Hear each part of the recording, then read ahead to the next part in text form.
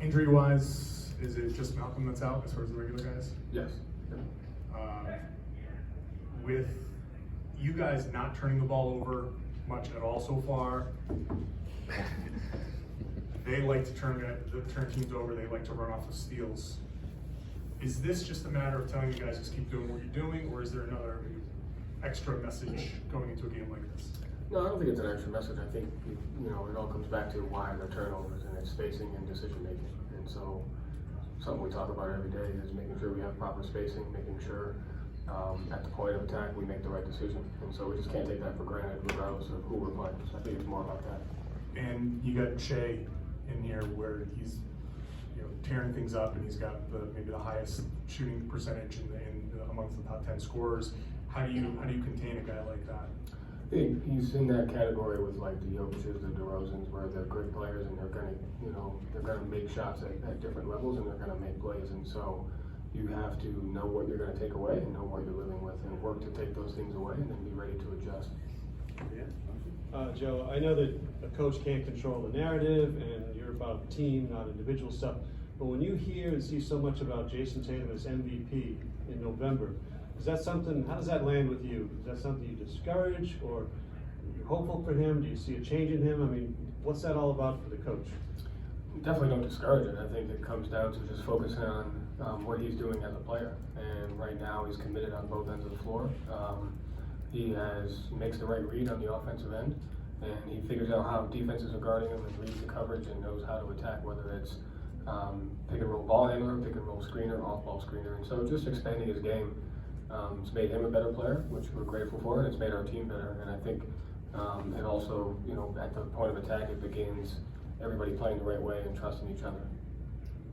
Yeah, hi Coach. I guess follow up on Dan's question.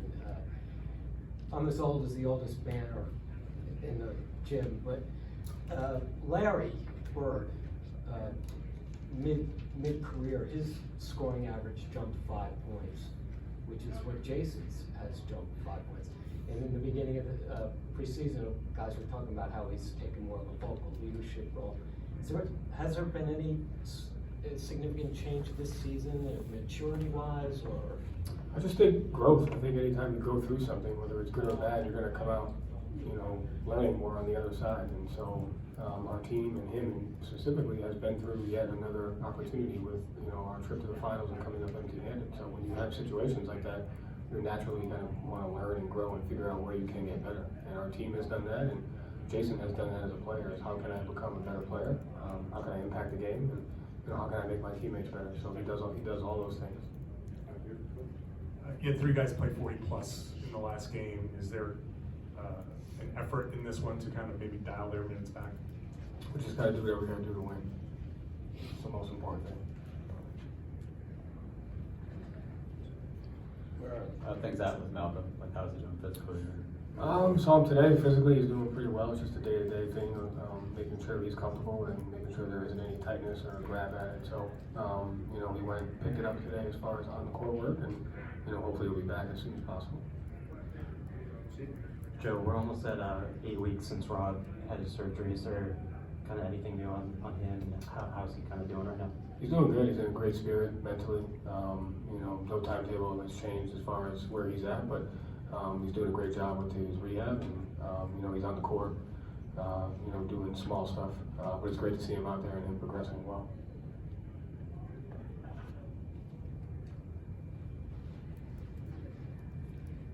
Defensively, you all forced opponents into a really high percentage of mid-range shots. I'm just curious what in your defense and your coverage has allowed you to kind of get that analytics-friendly shot profile. I think our switching, our matchups, and our switching. I think we're in the top 5 in assist to field goal make percentage defense as well, where teams aren't passing the ball, and so that's the good and the bad. Is where it constantly puts pressure on your point of pickups and your individual defense. Those have to be better every single possession, every night. You got to know the team's tendencies, and then as far as the team is, you have to be ready to be in your shifts. And so just continuing to get better at that stuff every game. Thank you, Joe. Thank you.